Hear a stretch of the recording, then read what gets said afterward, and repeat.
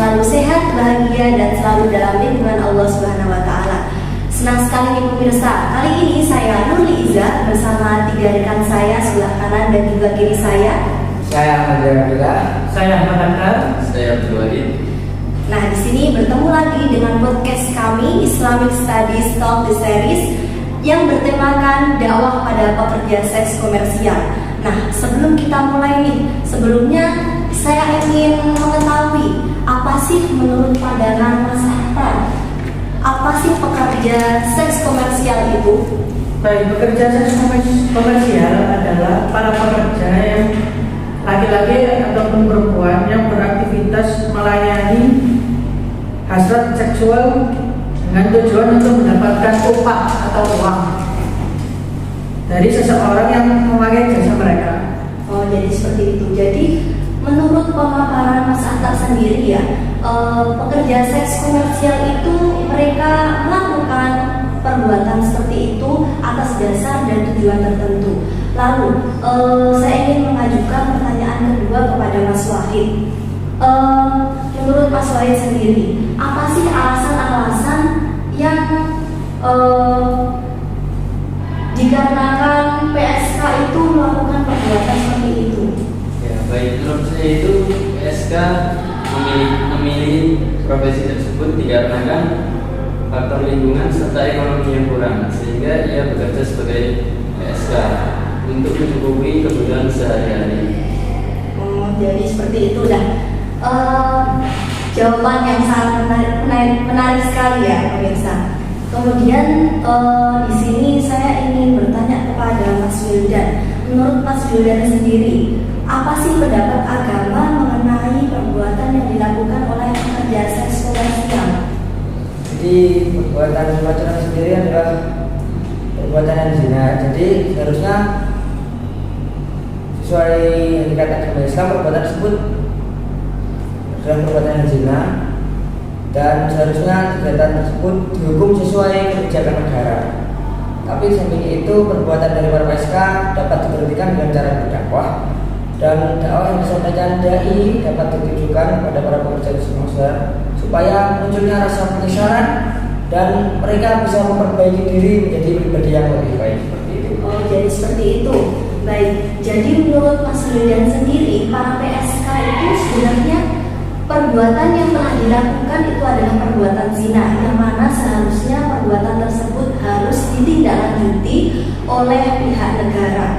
Tapi Mas Wildan sendiri juga sudah memaparkan bahwa perbuatan para PSK bisa ditanggulangi dengan cara berdakwah, benar begitu ya? Benar. Lantas dakwah yang bagaimana sih yang tepat dan juga yang baik untuk ditujukan kepada para PSK? Saya ingin bertanya kepada Mas Akan. Baik, begini. Untuk PSK sendiri, itu metode yang paling tepat digunakan adalah metode berhikmah atau dengan bijaksana, agar dengan tujuan para pelaku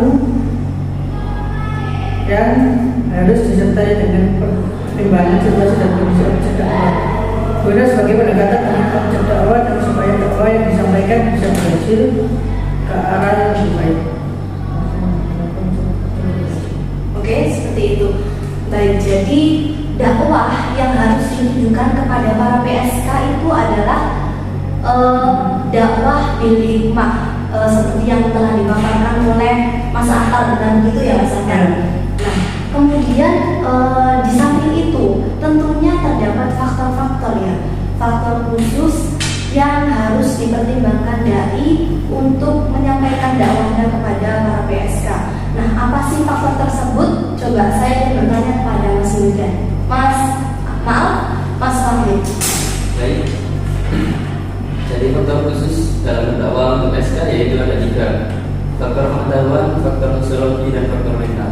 Jadi untuk dai untuk berdakwah kepada PSK harus melihat 3 faktor tersebut agar lebih dekat kepada PSK dan dapat merubah lebih baik lagi untuk PSK. Oh, seperti itu ya. Jadi faktor yang melatar belakangi PSK itu apa tadi? Sosial, politik, benar? Oh, bukan. Sosial, pengetahuan, dan juga mental, seperti itu pemirsa. Lantas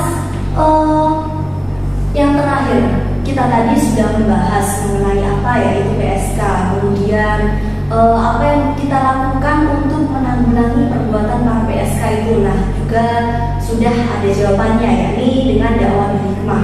Lantas saya ingin bertanya nih, bagaimana sih model penerapan dakwah bil hikmah itu, Mas Wildan? Jadi penerapan dakwah bil hikmah itu dengan memposisikan para PSK atau menganggap para PSK itu memperlakukan mereka secara layaknya manusia normal, dan mungkin bisa dilakukan beberapa pendekatan dengan budayaan, pendekatan pendidikan, psikologis maupun pendekatan sosial. Nah, seperti itu lebih tepat dalam menunjang keberhasilan dakwah dengan pembinaan mental spiritual dan pemberian keterampilan sesuai dengan keinginan dan potensi mereka masing-masing.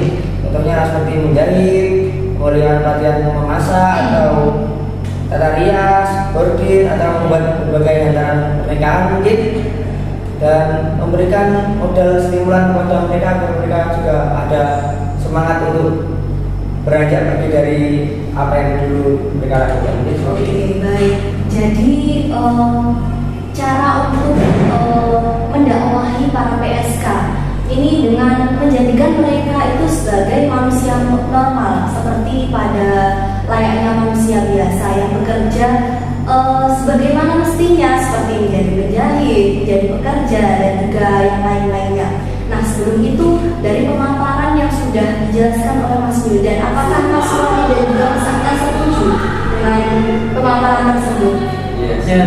Oke, tentunya setuju ya, karena tentunya apa yang dilakukan oleh dai yang telah difasilitasi tersebut, jadi fasilitas kerja, tentunya akan menjadikan para PSK menjadi pribadi yang lebih baik lagi.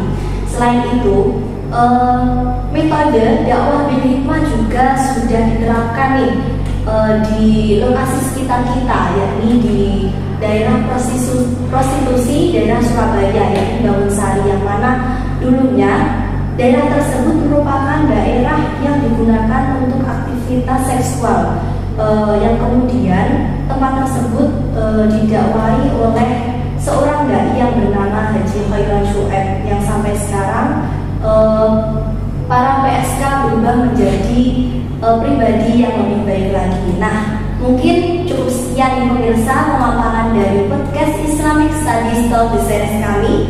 Apabila ada kesalahan, kami mohon maaf yang sebesar-besarnya. Saya Nurul Iza, Saya Wildan, Saya Muhammad. Saya Abdul Wahid. pamit undur diri. Wassalamualaikum warahmatullahi wabarakatuh.